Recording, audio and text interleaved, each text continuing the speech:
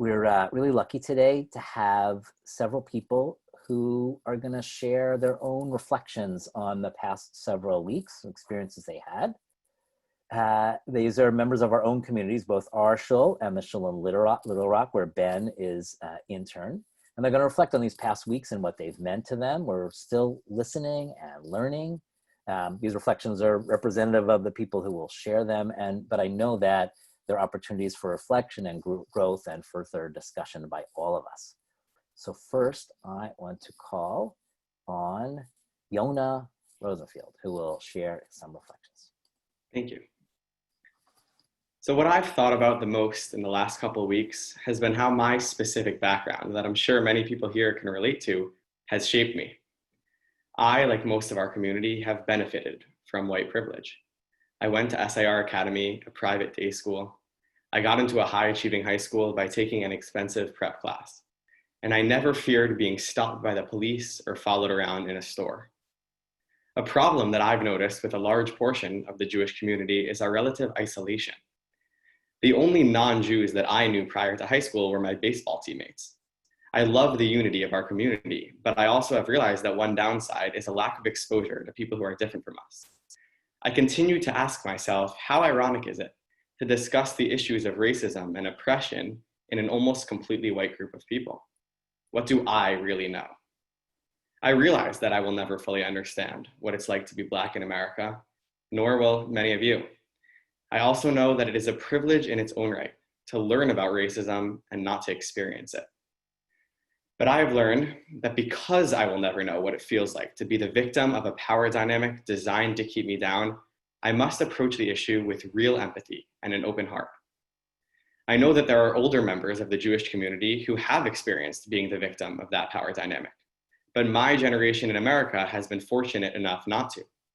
Right now, I, as a white person, bear the responsibility of teaching myself what white people have done and still do to perpetuate a system of white supremacy. Reflecting on my homogenous social circles and friends, I have actively tried to listen to the experiences of people of color.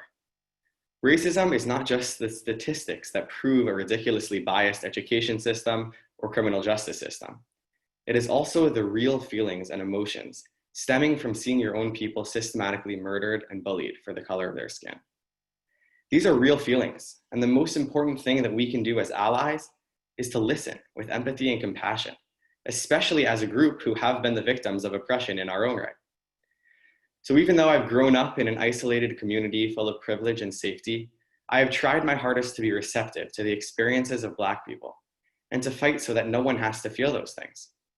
That is why I attended the protest at Van Cortlandt Park last Saturday, to listen to the young Black men and women share their hurt feelings and to voice my own support and solidarity.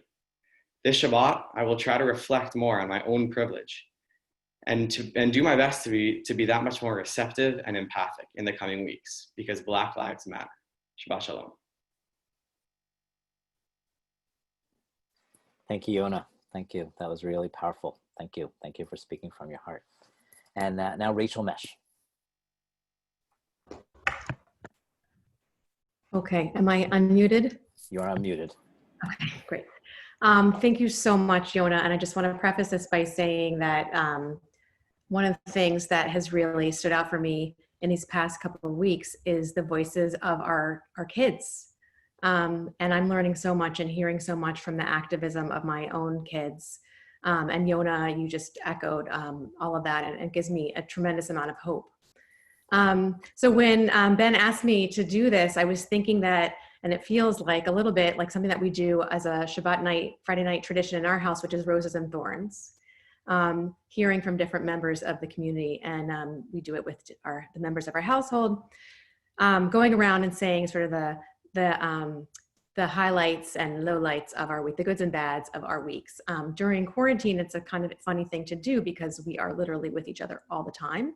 But it does help us remind us when the week started and ended.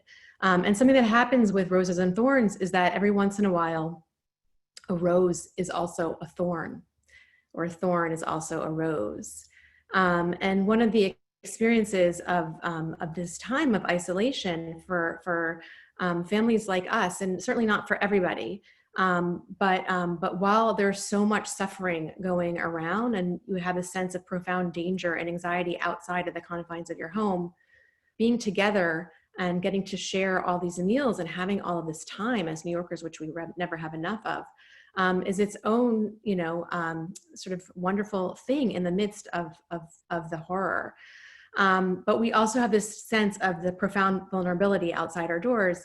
And I think that's a point of departure for the empathy that we're being called to have in this moment. The realization with another cycle of innocent Black lives being taken, that some of these lives, Breonna Taylor, before her, Botham Jean, happened, people were killed in their own homes, right? And so the profound privilege we have to not have that fear and the realization that there are others, our neighbors, who live with these kinds of fears, as Yona said, that we don't actually have to face.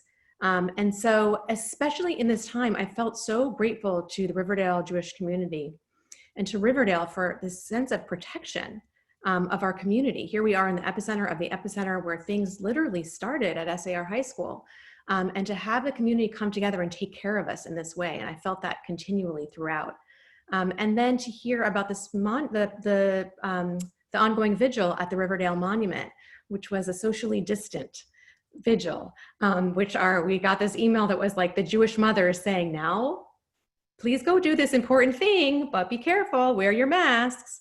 And I found that just so heartening and calming and amazing to have that in this time, knowing at the same time that our neighbors don't necessarily have that. And then to go and participate with my kids, who are cringing behind me right now, and all five of us, Eric and Abby and Sammy and Lizy, to go out. It was one of the first times going back out into the world, right, with the warm weather, going out into these protests, seeing strangers for their first time. And it was a reminder in the midst of this time where we felt so isolated, and also the message we hear from the media over and over and over again is how divided we are, right? We feel our country kind of pulling apart. But when we step out of our doors in Riverdale, that is not what we see. We see an amazing amount of togetherness and solidarity. And Rabbi Katz beautifully brought that home for us last Friday night to kick off our Shabbat with those incredible speakers. And I think, and it's echoed in your words tonight, this is not something that we are tacking on in a crisis. It's something that has been woven into the threads of our Jewish community. And I'm deeply, deeply grateful for that. Our whole family is deeply grateful for that. And it showed when we left the house, it showed. So last Shabbat, Shabbat morning, and like, as you said, our house is right around the corner from the shul. I heard the sounds of chanting, and it was the march to Van Cortlandt, the Black Lives Matter march, sort of raced across the street down by the shul to see the tail end of these marchers, to see many of you, members of the Jewish community, literally praying with your feet. And we were able to join that march in Fieldston, see people quietly taking a knee on Fieldston Road, and then later catch up with some of you guys who we normally would see at shul, right? On our way to Van Cortlandt. Yona saw you there as well from afar. In this, everyone mask wearing, people handing out masks and bottles of water in Van Cortlandt Park to meet the marchers there and chant together in solidarity. A reminder that as much as we felt isolated, we are dependent on community now, right? The pandemic is about our communal responsibility in this way, and these things kind of all echo each other in these intense ways. And so that was our Shabbat. It felt like very much the first time, kind of real Shabbat, a community Shabbat last week. And I hope that it inspires us to continue to act as a community for the rest of our broader Riverdale community, gives us a way to continue to support each other for the duration, long past these couple of weeks. This is a long haul, but I'm glad to be doing the work together, and roses and thorns. Shabbat Shalom.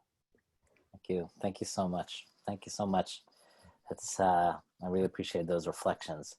I'm gonna now call on Sue Weinstein, who is from Little Rock, to share perspective from a different place. And love to hear your words.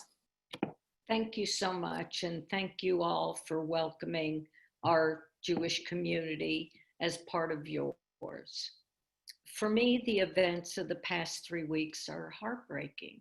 Seeing cold-blooded murder utterly shocks me, along with the disdain on the face of the police officer and the fact that other 3 did nothing to stop it. I marched in 1968 when Black Power was the battle cry. I attended Cornell, which is very liberal, and African Americans took over our student union for 3 days. Most of us students were with them. We marched, we protested, we were on the cover of Time magazine and had so much hope. But here we are over 50 years later, and literally nothing has changed. Here in Arkansas, most of our marches and demonstrations have been fairly peaceful. Early on, there were a couple of violent events, but a lot of folks think they were outsiders coming in to stir up trouble. Who knows? Being a Southern state, we have a long history of racism, a long history. And there's a huge socioeconomic divide within our state. The Delta part of our state, which is the southeastern part, has some of the poorest Blacks in the nation, with little hope of ever escaping their lack of education and opportunities.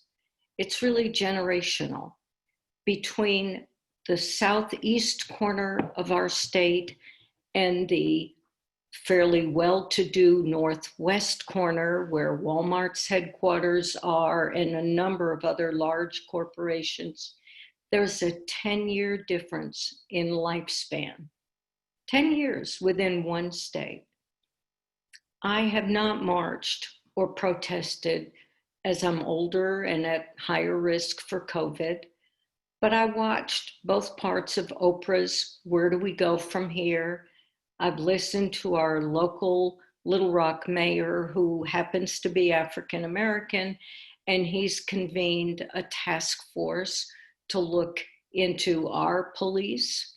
I've been reading and listening, and in my opinion, if those of us with white privilege, we're the ones that have to make a difference. We're the ones with the power. And if this isn't enough to make real change, I don't know what is. Thank you. Thank you very much. Thank you very much for sharing that experience. And, just so rich hearing people, different generations, different life experiences, living in different places.